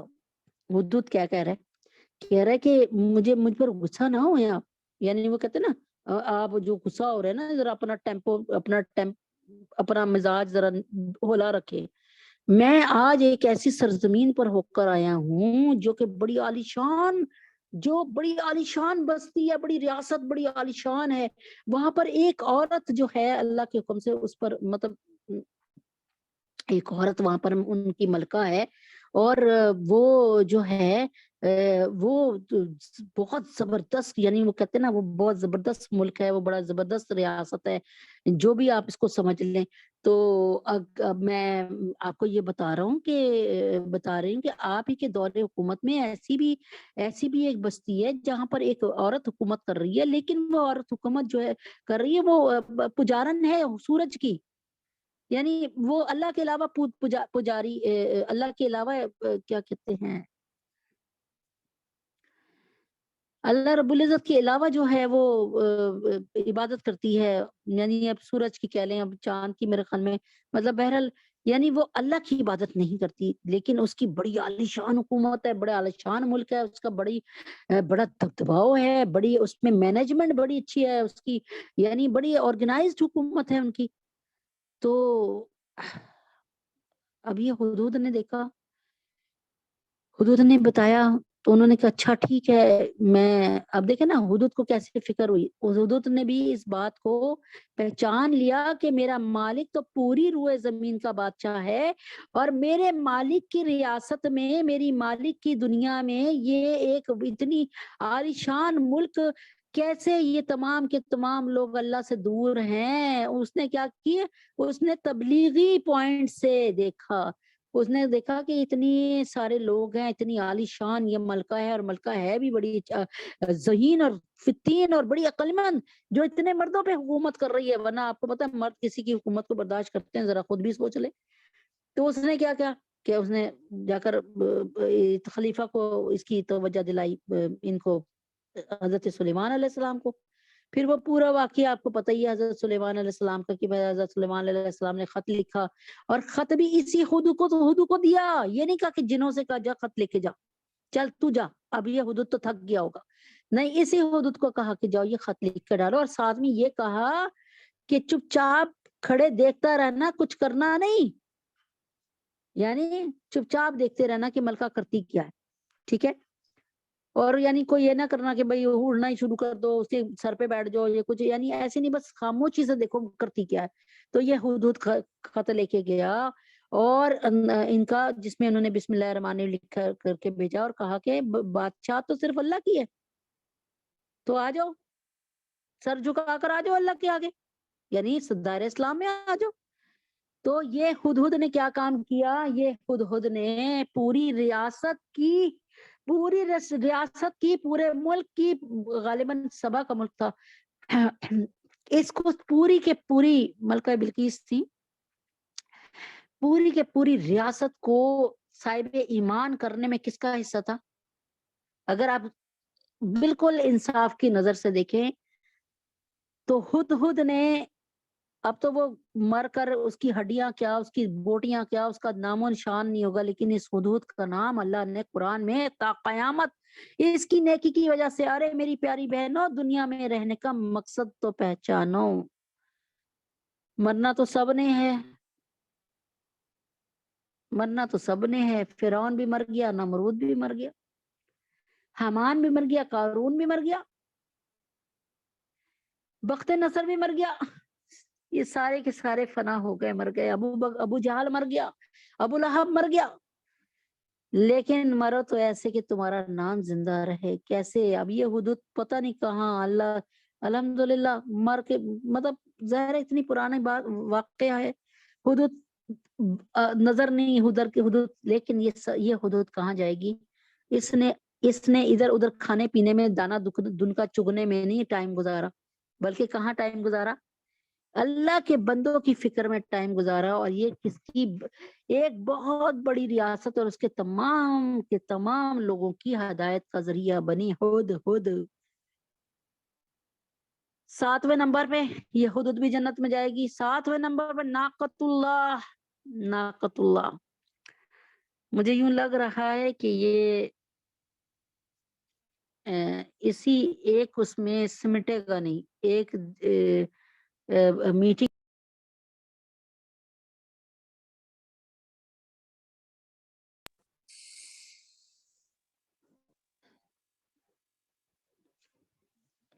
اعوذ باللہ من الشیطان الرجیم, بسم اللہ الرحمن الرحیم. چنانچہ ابھی دیکھیں نا, لوگوں کو صرف اسی وقت میں ساری کال آنی, اسی وقت میں میسیجز آنے, جبکہ سارے کو سب کو پتہ ہے تقریباً, اللہ سب کو ہدایت دے. اچھا جی, ناقۃ اللہ. ناقۃ اللہ یہ کون ہے؟ ناقہ کہتے ہیں اونٹنی کو, اللہ کی اونٹنی. بھائی اللہ کی تو ساری ہیں, میں بھی اللہ کی ہوں, تم بھی اللہ ہوگی, ہم سارے اللہ کے ہیں. اچھا بتائیں نا, جو بت پرست ہیں وہ بھی اللہ کے ہیں. کون سی چیز ایسی ہے جو میں کہوں, آپ بتائیں, کوئی ایک چیز آپ کے ذہن میں آتی ہے جو کہیں آپ اللہ کی نہیں ہے؟ ختم بات. ملک پاکستان میرے اللہ کا ہے, ملک امریکہ میرے اللہ کا ہے, سب جگہ اللہ کی بادشاہی ہے. تو ناقۃ اللہ, اللہ کی اونٹنی. اللہ کی اونٹنی کا بھی قصہ بڑا زبردست ہے. میں یہی کہہ رہی ہوں کہ چلیں میں اس کو جہاں تک چلتا ہے بتا دیتی ہوں, اس کے بعد انشاءاللہ اگر زندگی رہی تو اگلی دفعہ. اچھا یہ ناقۃ اللہ کون ہے؟ حضرت صالح علیہ السلام کی اونٹنی. اب مجھے ظاہر ہے جب اس کو یہ کہ بھئی جنت میں کیوں گئی, اونٹنیوں کا کیا کام جنت میں؟ تو بھائی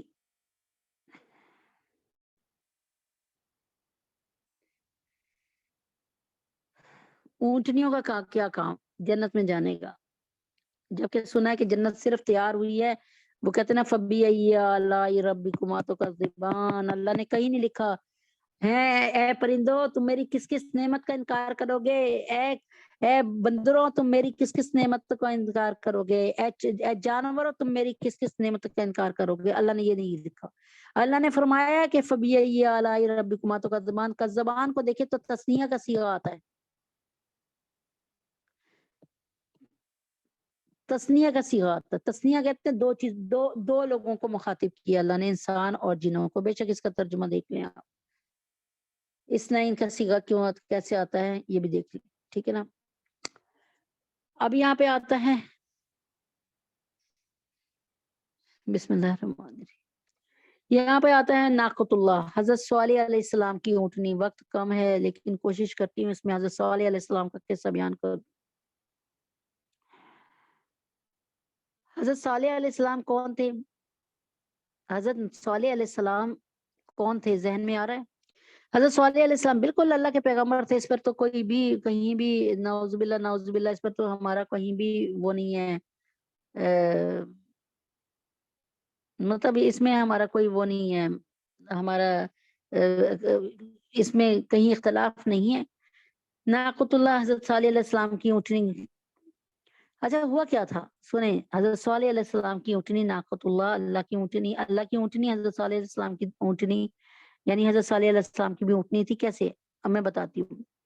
حضرت صالح علیہ السلام جو ہے وہ قوم سمود پر آئے تھے. اس کو چیک کر لیں بے شک. قوم سمود پہ حضرت صالح علیہ السلام نبی بن کر آئے. حضرت صالح علیہ السلام بڑے اچھے نبی، ظاہر ہے وہ تو اللہ کے بہت مقرب جو ہیں انبیاء میں سے ہیں، پیغمبر میں سے ہیں. تو بہت ہی تو حضرت صالح علیہ السلام کے زمانے میں حضرت صالح علیہ السلام اپنی قوم کو بلاتے رہے کہ بھئی آ جاؤ بت پرستی چھوڑ دو. زیادہ تر جتنے بھی میں بتا رہی ہوں نا آپ کو، آپ نے پڑھے نبیوں کا، ان زمانوں میں زیادہ تر جو لوگ تھے نا وہ بت پرست تھے. زیادہ تر جو نبی آئے یہ بت پرستوں پہ آئے.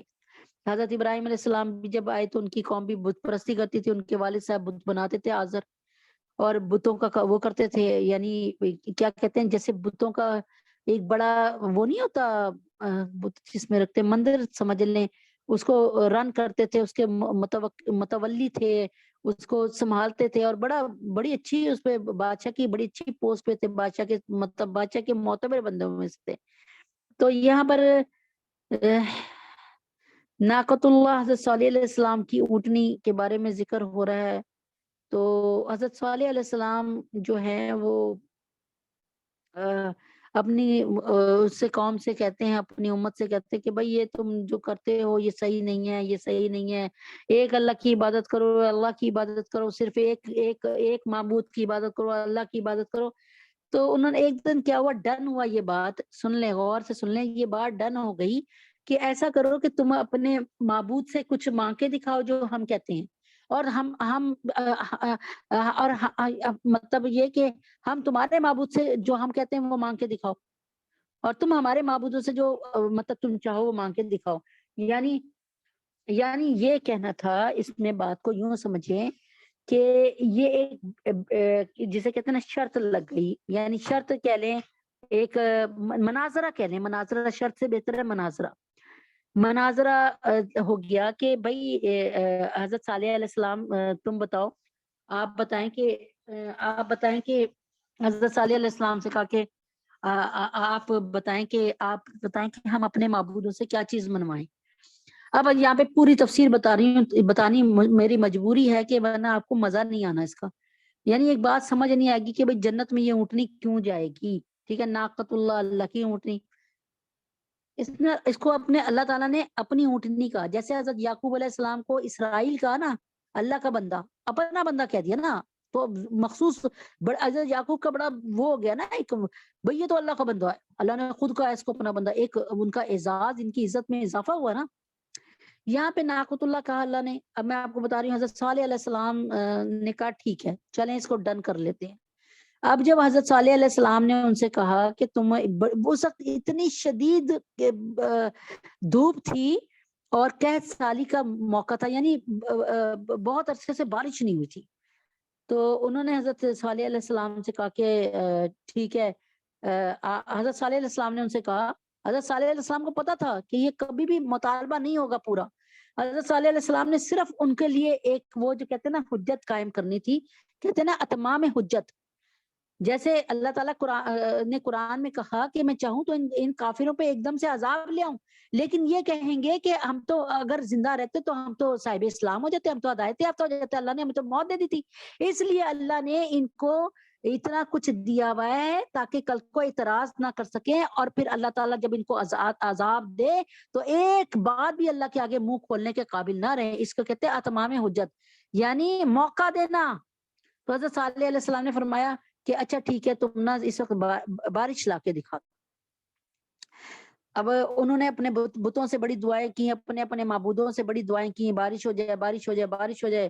اب یہ قوم سمود نے اب جناب سے بارش ہونے کے بجائے اللہ تعالیٰ نے نا سورج کو اور مزید وہ کر دیا، بھڑکا دیا، یعنی اس کی حدت میں اضافہ کر دیا، اس کی تمازت میں، اس کی حرارت میں اور اضافہ کر دیا، اور وہ عاجز ہو گئے. ظاہر بات تو اللہ نے ماننی تھی، اور اللہ تبارک تعالیٰ اپنے نبی کے سامنے کوئی کسی کو سر بلند کر سکتا ہے، اور وہ بھی غلط لوگوں کو.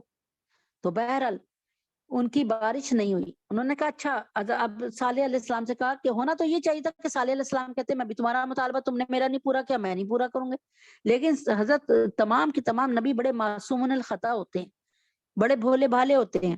انہوں نے آپ کا صالح سے کہ حضرت صالح علیہ السلام سے بھی ایک وہ کرتے ہیں، مطالبہ کرتے ہیں اور ان کو آزماتے ہیں. ٹھیک ہے. اب ان نعوذ باللہ کیا کہوں، بڑا ان سرکشوں کو نافرمانوں نے کیا کیا. ایک بندہ بلایا جو کہ اس زمانے کا جینیس بندہ تھا، جو بہت ذہین اور فتین بندہ تھا، جس کے آگے کوئی ٹھہر نہیں سکتا تھا. اس کا نام تھا جندہ بن عامر. اس کو بلایا. جندہ بن عامر جب آئے تو میں اس لیے بہت تمیز سے بات کر رہی ہوں کہ آگے آپ کو پتہ چلے گا کہ یہ ان کا کیا رتبہ ہے. جندہ بن عامر جب آئے اور اپنے 600 لوگوں کو بھی ساتھ لے کے آئے، اور انہوں نے پھر کہا کہ حضرت صالح علیہ السلام سے کوئی ایسا مطالبہ کرو کہ صالح علیہ السلام فیل ہو جائیں، ناکام ہو جائیں. تو جندہ بن عامر نے کیا کیا کہ نہایت سوچ سمجھ کر ایسی بات کی جو ناممکن تھی دنیاوی لحاظ سے. انہوں نے کہا یہ جو سامنے والا پہاڑ ہے نا، یہاں سے ایک اونٹنی کو نکالو جس کی جسامت 40 ہاتھ ہو. آپ نے جو اپنے گھر میں اونٹ ذبح کیا ہوگا اس کی جسامت زیادہ سے زیادہ 5 ہاتھ ہوگی. اپنا ایک ہاتھ دیکھیں نا کتنا لمبا ہے، اس طرح 5 ہاتھوں کو دیکھ لیں، نہیں تو 7 ہاتھ ہوگی، اس سے زیادہ تو نہیں ہوگی. اب جس کی جسامت 40 ہاتھ ہو، کتنی بڑی ہوگی اونٹنی کہ بھائی اس کو اب ذبح کر دو، مطلب وہ پیدا کرو، اور وہ پریگننٹ بھی ہو، وہ حاملہ بھی ہو، اس نے کنسیو بھی کیا ہو، اور وہ آتے ساتھ بچہ بھی جنے. اب یہ کتنی ناممکنات بات ہے.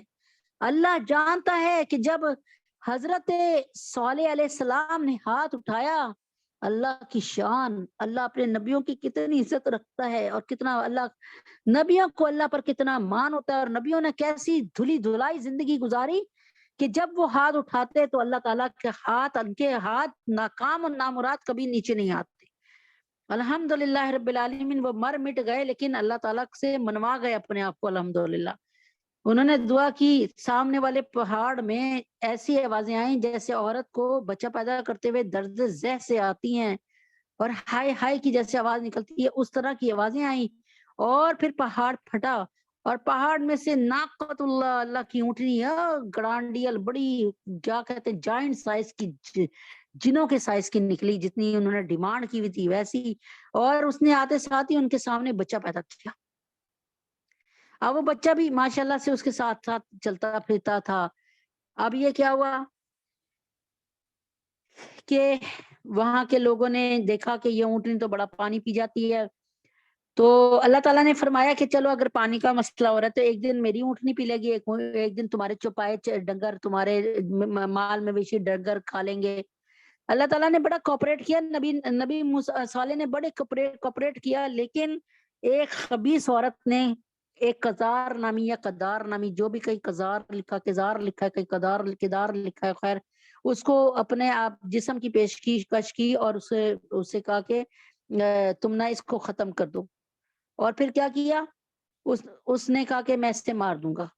جب یہ اللہ کی اونٹنی ایک تنگ درے سے دو پہاڑوں کے درمیان سے گزری تنگ جگہ سے تو اس نے وہاں پر اس کی کونچیں کاٹ دی، قرآن میں پڑھیں، پیروں کو کاٹ دیا، زمین پھٹی، وہ گری اور زمین پھٹی اور ناقۃ اللہ، اللہ کی اونٹنی زمین کے اندر.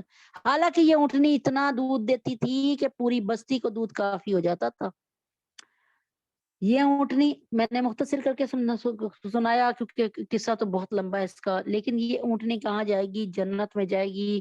حضرت صالح علیہ السلام کی اونٹنی جنت میں جائے گی، کیونکہ بڑی فرما برداری کے ساتھ رہی، بڑے پیار سے رہی، اور اللہ تبارک تعالیٰ نے اس اونٹنی نے کبھی کسی اور مطلب اللہ تبارک تعالیٰ کی اونٹنی ہے، اللہ نے اس کو ناقۃ اللہ کہا. اور اللہ تعالیٰ اپنی جب ہم اچھے کام کریں گے تو پھر ہم اللہ کے بندے ہو جائیں گے، اور جب ہم اللہ کے بندے ہو جائیں گے تو پھر اللہ تعالیٰ ہمیں جنت میں ضرور لے کے جائے گا. تو ایک اور اونٹنی ہے، اس کو بھی سن لیں، پھر یہ باقی دو چیزیں رہ جائیں گی. 8ویں نمبر پہ کسوہ. کسوہ آپ جناب صلی اللہ علیہ وسلم کی اونٹنی تھی. اب آپ سوچیں کہ کسوہ کا نام کیوں آیا، یافور کا نام کیوں نہیں آیا؟ یافور گدھا تھا. تو بہرحال کسوہ کا ذکر یہاں آ رہا ہے کہ 10 روح البیان میں کسوہ کا ذکر آیا. آپ صلی اللہ علیہ وسلم کی اونٹنی جو آپ صلی اللہ علیہ وسلم کو لیے پھرتی تھی، جب نبی پاک صلی اللہ علیہ وسلم نے مکہ فتح کیا تو آپ اسی اونٹنی پر موجود تھے، اور یہ اونٹنی آپ کو لے کر بڑی شان سے آپ کو سنبھال کے اللہ کی فرما برداری میں چلتی رہی. جب اس اونٹنی کو نبی اکرم صلی اللہ علیہ وآلہ وسلم کی وصال کی خبر ہوئی تو لوگوں نے دیکھا کہ یہ جہاں تھی وہیں پر بیٹھ گئی، اور اس اونٹنی کے اس کسوہ کے آنکھوں سے اتنا آنسو گرا کہ کسوہ کے سامنے ساری زمین گیلی ہو گئی. کس کی محبت میں سرشار تھی؟ اللہ کے نبی کی محبت میں. اللہ رب العزت کی فرما بردار تھی، اللہ کے نبی کی محبت میں سرشار تھی. اللہ تبارک تعالیٰ اس اونٹنی کو کسوہ کو بھی جنت میں لے کر جائیں گے. اگرچہ میرا بیان ختم نہیں ہوا، لیکن اس بیان کو یہیں پر ختم کرنے کی ضرورت، کیونکہ ٹائم ایسا ہی کہہ رہا ہے. بات یہاں پر آخری یہی بتاؤں گی کہ یہ 8 جانور ہیں، جانور جس کو ہم کہتے ہیں جانور. یہ 8 کے 8 جانور ہیں. ہم کسی کو ذلیل کرنا ہوتا ہے نا تو ہم کہتے ہیں تم تو انسان نہیں رہے، جانور ہو گئے ہو. تو بات یہ ہے کہ یہ جانور جا رہے ہوں گے جنت میں، اور ہم جیسے حضرت انسان جن کا کچھ پتہ نہیں، نعوذ باللہ کچھ نہیں پتہ، کہ جنت میں جائیں یا جہنم میں دھکیل دیے جائیں. کتنی شرم کی بات ہے ہمارے لیے کہ انہوں نے تو آ کر دنیا میں، حالانکہ یہ ایک بے زبان جانور تھے، ان کی بے زبان جانور تھے، اپنا درد بتا نہیں سکتے تھے. کسوہ کب تھک جاتی ہوگی، نبی پاک صلی اللہ علیہ وسلم کے ساتھ چلتی رہتی ہوگی. ناقۃ اللہ کس وقت پیاسی ہوتی ہوگی اور پانی نہیں ملتا ہوگا، لیکن اللہ تبارک تعالیٰ کے حکم کے سامنے چلتی رہتی تھی. یہ ساری کے ساری کس قدر اللہ تبارک تعالیٰ کے، یہ سارے کے سارے جانور کس قدر اللہ تبارک تعالیٰ کے فرما بردار تھے. یہ جانور تھے جنہوں نے قرآن نہیں پڑھا ہوا تھا، جن کو احکام الہی کا نہیں پتا تھا. یہ جانور جنت میں جائیں اور حضرت انسان دوزخ میں جائے، جہنم میں جائے، کیسا لگے گا ذرا بتائیں.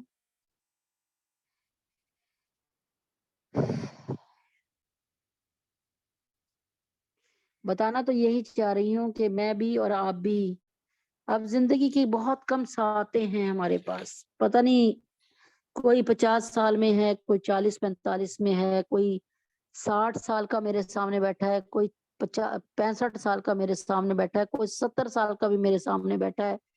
بتانا صرف یہ ہے کہ ہم نے اتنی زندگی گزار لی. کیا اپنے دلوں سے پوچھیں، میں بھی اپنے دلوں سے پوچھتی ہوں، کیا ہم نے اپنی زندگی کو اللہ رب العزت کی اس میں، ہم نے اپنی زندگی کو اللہ رب العزت کے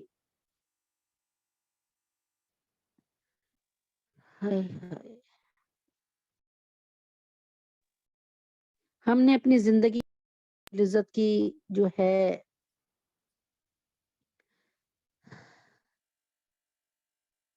مرضی کے مطابق گزارا، ہم نے اللہ تبارک تعالیٰ کی رضا کے مطابق چلے، ہم نے ایک ایک پل اللہ تعالیٰ کی رضا کا خیال رکھا، اپنے دلوں سے پوچھیں کہ کیا آپ اللہ کی رضا کے مطابق چل رہے ہیں؟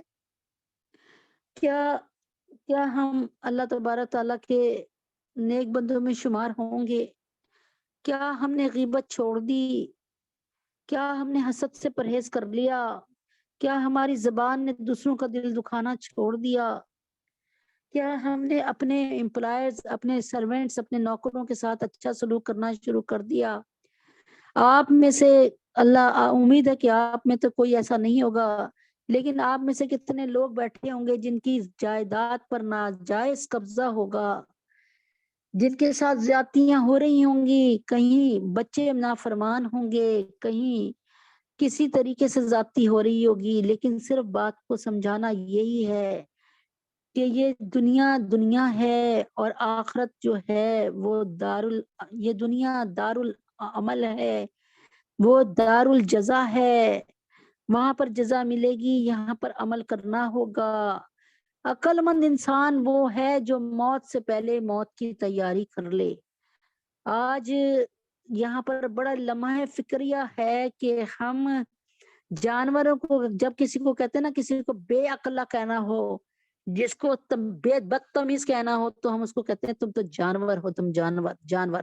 خود اللہ تبارک تعالیٰ بھی قرآن میں کہہ رہے ہیں اولئک کالانعام بل ہم اضل،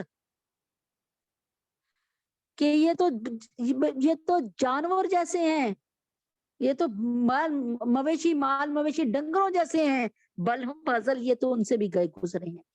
اللہ تعالیٰ آپ کو یہ بات سمجھا رہے ہیں کہ اگر ہم نے اللہ کے ٹریک کو چھوڑا، اللہ رب العزت کے رستے کو چھوڑا، ہم نے اس کی فرما برداری نہیں کی، تو ہم نے جانوروں جیسی زندگی گزاری، بل ہم اضل، بلکہ اس سے بھی گئے گزرے۔ یاد رکھیں کہ جب ایک سینگ والی بکری دنیا میں بے سینگوں والی بکری کو مارے گی اور گرائے گی، اللہ تعالیٰ روز قیامت اتنے انصاف پسند ہیں کہ اللہ تعالیٰ دونوں بکریوں کو زندہ کریں گے، سامنے رکھیں گے، اور جو بے سینگوں والی بکری ہے اس کو سینگ عطا کر کے کہیں گے اب اس کو مار جتنی دور سے اس نے تجھے مارا تھا۔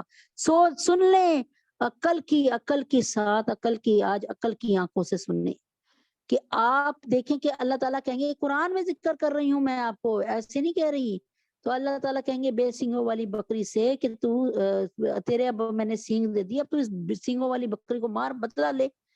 اور اس کے بعد اللہ تعالیٰ جب وہ بدلہ لے لے گی تو اللہ تعالیٰ کہیں گے کن تو ترابا، ہو جا مٹی، تو کافر وہاں پہ کہیں گے یا ویلتنا، ہائے اللہ، کاش ہمیں بھی اللہ کہہ دے کن تو ترابا، ہم بھی مٹی ہو جائیں، ہمیں بھی جنت، ہمیں بھی جہنم میں نہ جانا پڑے، ہمیں بھی جہنم کا عذاب نہ سہنا پڑے، ہمیں بھی جہنم کی سختیاں نہ سہنی پڑے۔ اللہ اکبر کبیرہ، اللہم صلی علی محمد وعلی آل محمد کما صلیت علی ابراہیم وعلی آل ابراہیم انک حمید مجید۔ اللہم بارک علی محمد وعلی آل محمد کما بارکت علی ابراہیم وعلی آل ابراہیم انک حمید مجید۔ ربنا آتنا فی الدنیا حسنۃ وفی الآخرۃ حسنۃ وقنا عذاب النار۔ ربنا ظلمنا انفسنا وان لم تغفر لنا وترحمنا لنکونن من الخاسرین۔ جزا اللہ تعالی عنا محمدا ما هو آلہ، جزا اللہ تعالی عنا محمدا ما هو آلہ، جزا اللہ تعالی عنا محمدا ما هو آلہ۔ قل هو اللہ احد اللہ الصمد لم یلد ولم یولد ولم یکن له کفوا احد۔ قل هو اللہ ولد کفوا احد۔ اعوذ باللہ من الشیطان الرجیم، بسم اللہ الرحمن الرحیم۔ ربنا آتنا فی الدنیا حسنۃ وفی الآخرۃ حسنۃ وقنا عذاب النار۔ ربنا ظلمنا انفسنا وان لم تغفر لنا وترحمنا لنکونن من الخاسرین۔ ربنا هب لنا من ازواجنا وذریاتنا قرۃ اعین واجعلنا ربنا هب لنا من ازواجنا وذریاتنا قرۃ اعین واجعلنا للمتقین اماما۔ ربنا آتنا من لدنك رحمة وهيئ لنا من أمرنا رشدا ربنا لا تزغ قلوبنا بعد إذ هديتنا وهب لنا من لدنك رحمة إنك أنت الوهاب اللهم ارزقنا شهادة في سبيلك واجعل موتي في بلاد رسولك یا خفی اللطفی ادرکنی بلطفک الخفی۔ اے محبت رکھنے والے، اے اپنے بندوں سے محبت کر رکھنے والے، اپنی محبت کا اظہار فرمائیے، اپنی محبت کا ادراک عطا فرمائیے، اپنی محبت دکھائیے، ہم سب کے گناہوں کو معاف فرما دیجئے، ہم سب کی خطاؤں کو درگزر فرما دیجئے، ہمارا بڑھاپا ہماری جوانی سے اعلیٰ فرما دیجئے، ہمارا آنے والا کل ہمارے آج سے بہتر ہو جائے۔ یا اللہ ہم سب پہ اپنا رحم کر دیجئے، ہمارا بڑھاپا ہماری جوانی سے اعلیٰ ہو جائے۔ یا اللہ اپنے حبیب کے طفیل میں اللہم عذب الباس رب الناس واشفی انت شافی لا شفاء الا شفاؤک شفاء لا یغادر سقما۔ اے اللہ تمام علماء دین جو کہ علماء اسلام علماء ہند ہیں، ان کو صحت کاملہ عاجلہ مستمر عطا فرما دیجئے۔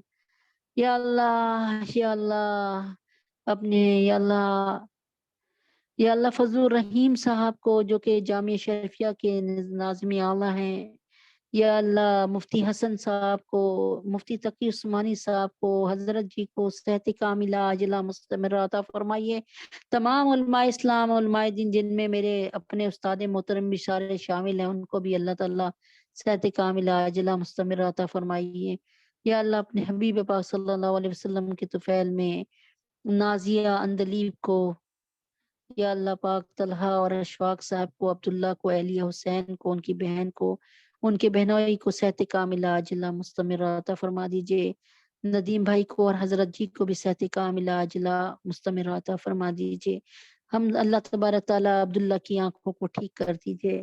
یا اللہ یہ جتنے لوگ بھی ہیں، ان میں سے کئی لوگ میرے مینجمنٹ کے بندے ہیں، اللہ تبارک تعالیٰ سب کو، سب کے گھروں میں جو ہے سکون عطا فرما دیجئے۔ جتنے لوگ سن رہے ہیں اور جتنے میرے مینجمنٹ والے ہیں، جتنے امت محمدیہ صلی اللہ علیہ وسلم کے ہر فرد کو اللہ صحت کاملہ عاجلہ مستمر عطا فرما دیجئے، دائمہ نافیہ عطا فرما دیجئے۔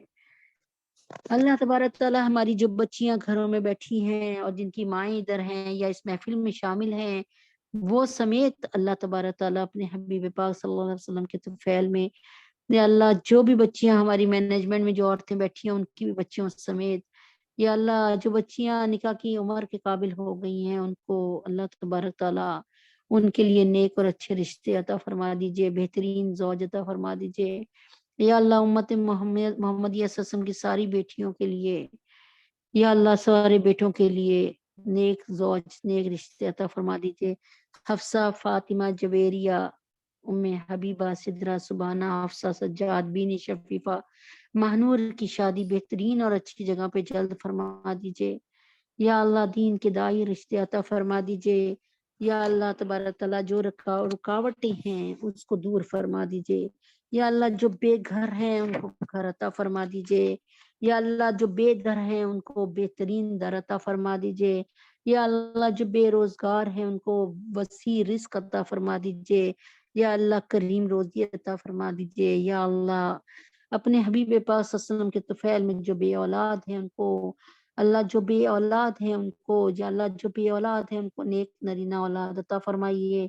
عائشہ کو، سونیا کو، رقیہ باجی جان کو، یا اللہ تمام بے اولادوں کو اللہ تعالیٰ، یا اللہ اپنے حبیب پاک صلی اللہ علیہ وسلم کے طفیل میں ہم سب کے خاندانوں میں جو بے اولاد ہیں ان سب کو بھی یا اللہ نیک نرینہ اولاد عطا فرما دیجئے۔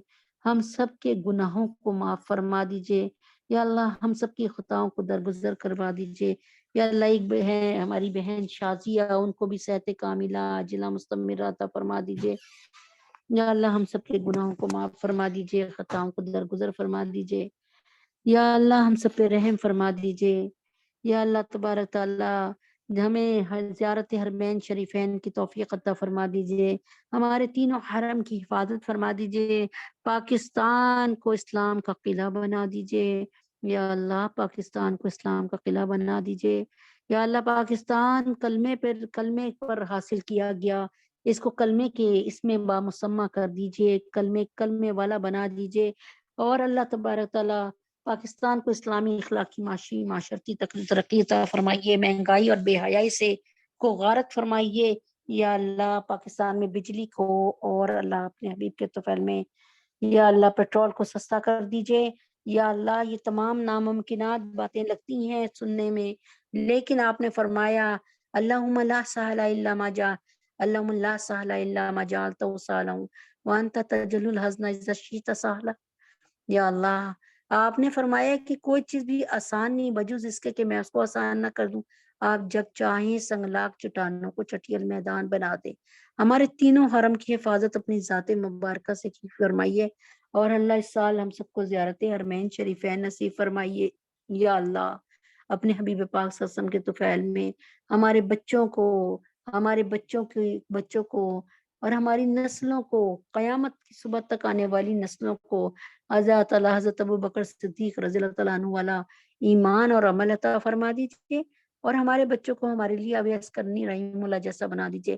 ہمارے بچوں کی تربیت آپ ایسے فرما دیجیے جیسے حضرت نے یوسف کی علیہ السلام کی، عیسیٰ علیہ السلام کی اور حضرت محمد صلی اللہ علیہ وسلم کی تربیت فرمائی یا اللہ۔ تجھے تیرے نبی کا واسطہ جیسے تو نے اپنی نبیوں کی تربیت فرمائی، اللہ ہماری نسلوں کی تربیت فرمائیے یا اللہ۔ ہماری نسلوں میں کسی کو بھی کافر ملحد جو ہے مرتد نہ بنائیے، ہماری نسلوں میں سے کسی کو بھی اللہ زندیق نہ بنائیے یا اللہ۔ ہماری نسلوں میں سے کسی کو بھی شرابی، زانی، راشی، مرتشی یا اللہ قاذف اور حاسد نہ بنائیے، ہماری نسلوں میں سے کسی کو بھی اللہ، اور ہم سب کو بھی غیبت سے بچائیے، غیبت اور حسد سے۔ یہ دونوں بیماریاں انسان، اللہ کے نبی نے فرمایا کہ دونوں بیماریاں ایسی ہیں کہ نیکیوں کو کھا جاتی ہیں، اور غیبت کی بیماری تو ایسی ہے کہ تمام نیکیاں ایسی ختم ہو جاتی ہیں کہ اللہ اکبر، جہنم میں دھکیل دیا جائے گا بندہ۔ ایسی جو نیکیوں کا پہاڑ لے کر آئے، اور اس کے بعد اس کی ساری نیکیاں ان کے کھاتے چلی جائیں گی، ان کے حصے میں آ جائیں گی جن کی انہوں نے غیبت کی ہے۔ اللہ ہمیں غیبتوں سے بچا لے، ہمیں برے گمانوں سے بچا لے، حسد سے بچا لے، ہم سب کے گناہوں کو معاف فرما دیجئے، ہم سب کی خطاؤں کو درگزر فرما دیجئے۔ مولا کریم، آپ کا عظیم جمعہ کا دن ہے، نیک ساعتیں ہیں، عصر کے ٹائم کی قسم آپ نے کھائی ہوئی ہے، اس کے طفیل ہماری بچیوں کے لیے نیک رشتے عطا فرما دیجئے، نیک در عطا فرما دیجئے یا اللہ تبارک تعالیٰ۔ تمام بیماروں کو صحت کاملہ عاجلہ مستمرہ عطا فرما دیجئے یا اللہ۔ طیب اردگان صاحب اور قطر کے حکمران، جتنے بھی نیک حکمران ہیں، ان کی جان مال عزت و آبرو کی حفاظت فرمائیے۔ جس نے بھی ہمارے نبی کی جو ہے توہین کی یا ہمارے قرآن کی توہین کی، اگر ان کی قسمت میں ہدایت تو ہدایت دیجئے، ورنہ چن چن کر ان کو جہنم واصل کیجئے۔ جس طرح آپ نے ہمیں ان کو دکھایا کہ توہین کرتے ہوئے، اسی طرح ان کو عذاب میں جلتا ہوا بھی دکھائیے۔ وصلی اللہ تعالی علی خیر خلقہ محمد وعلی آلہ وصحبہ اجمعین برحمتک یا ارحم الراحمین۔ سبحان ربک رب العزت عما یصفون والسلام علی المرسلین والحمد للہ رب العالمین۔ پیر کو کلاس کو ان کا پھر ہوگا اجرا انشاءاللہ۔ سورہ احزاب جو ہے 21 پارے کے ختم ہونے والی ہے۔ امید کرتی ہوں کہ آپ اپنے دوستوں کو، اپنی بہنوں کو، اپنے رشتہ داروں کو بھی دعوت دیں تاکہ اس محفل میں انشاءاللہ برکت ہو اور اس کے جو ہیں فیوز وہ دور دور تک پہنچیں۔ السلام علیکم ورحمۃ اللہ وبرکاتہ۔